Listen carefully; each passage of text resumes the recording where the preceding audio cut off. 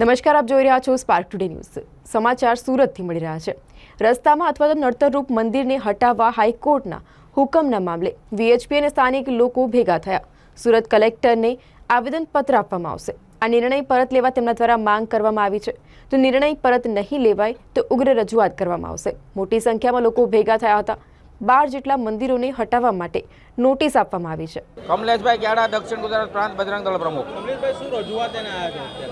આજે બે વિષયની રજૂઆત છે, બે વિષયના આવેદનપત્ર છે. પહેલો વિષય છે એ અખિલ ભારતીય બજરંગ દળ દ્વારા આજે જે જમ્મુ કાશ્મીરની અંદર માતા વૈષ્ણવ દેવીના દર્શન કરવા જતા જે બસ ઉપર મુસ્લિમ આતંકવાદીઓ દ્વારા જે હુમલો થયો છે, આ હુમલાના વિરોધમાં આખા દેશમાં બજરંગ દળ દ્વારા આવેદનપત્ર આપવામાં આવ્યું છે.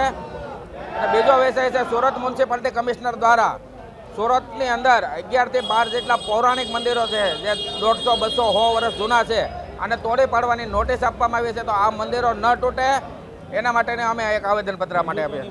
સરકાર જે પણ આવા થઈ રહ્યા છે મંદિરો તોડવાના, શું કહેશો?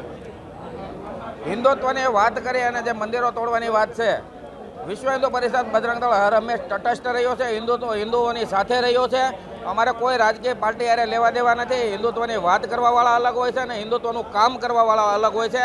લોકોને ખબર જ હોય છે. એટલે અમુક વખતે હિન્દુત્વની બાબતમાં ભારતીય જનતા પાર્ટીને પરિષદ સપોર્ટ આપતું હોય છે, પણ આવી કોઈ પણ બાબતમાં વિશ્વ હિન્દુ પરિષદ બજરંગ દળ મંદિર તૂટે એ બાબતમાં કોઈ પણ સરકારમાં સહન કરશે નહીં. વર્ષો જૂના મંદિરો છે, તોડવામાં આવશે. આગળ કઈ પ્રકારની કાર્યવાહી કરવામાં આવશે, રણનીતિ રહેશે તમારી? આગળ પણ મીડિયા અને પોલીસ કર્મીઓને પણ ખબર છે, વિશ્વ હિન્દુ પરિષદ બજરંગ દળ જ્યારે આક્રમકતાથી કામ લે છે ત્યારે જેલ જવા સુધીની તમામ તૈયારીઓ હારેના અમારા કાર્યકર્તા છે, એ સૈનિક છે, સિંહ છે.